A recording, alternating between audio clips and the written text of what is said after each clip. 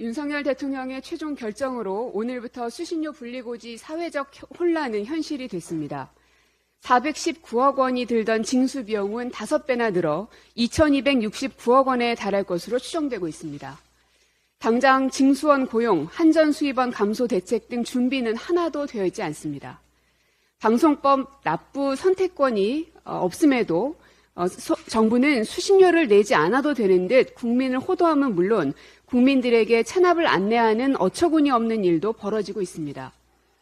사회적 합의와 토론을 무시하고 언론을 장악하려 일방 추진한 정부의 책임이 가장 크지만 국회 또한 자유로울 수 없습니다.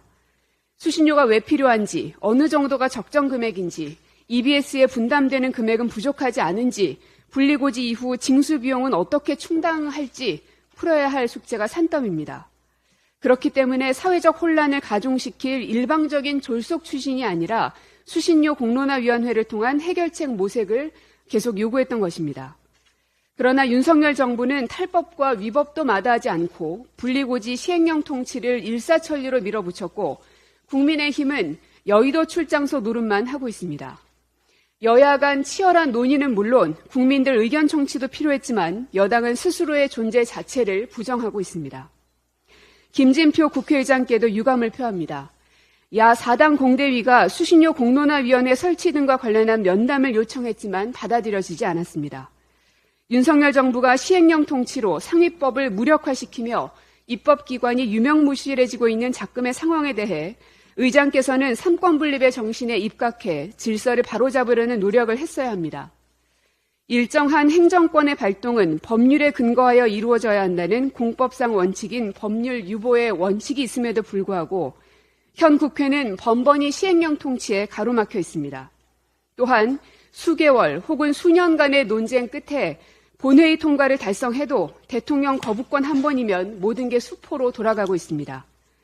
국회의 입법권은 무참히 짓밟혔고 막강한 행정권은 전혀 견제되지 못하고 있습니다. 그 결과 압수수색 영장을 들고 온 검찰에겐 열리는 문이 국회 구성원인 야 4당 의원들에겐 열리지 않고 있는 것입니다. 수신료 문제는 KBS의 존망뿐 아니라 대한민국 공영방송의 미래를 설계하는 일입니다. 여야가 따로 없고 진보 보수로 나뉘어져서도 안 되는 일입니다. 시행령이 아니라 입법으로 해결해야 할 일입니다. 그렇다면 여야가 한 테이블에 앉아 머리를 맞대고 국민을 설득할 수 있는 해법을 마련하는 것이 국회가 해야 할 일입니다. 국회 본청 전면에는 75주년 재헌절을 축하하는 거대 현수막이 걸려 있습니다.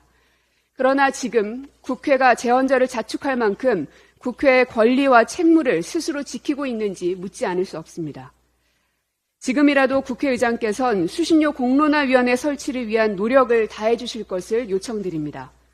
언론 장악을 위한 시행령 통치를 바로잡고 대한민국이라는 공동체에서 공영방송의 역할이 어떠해야 하는지, 재원구조는 어떻게 만들지 사회적 수기를 거쳐 해법을 만들 수 있도록 해야 합니다.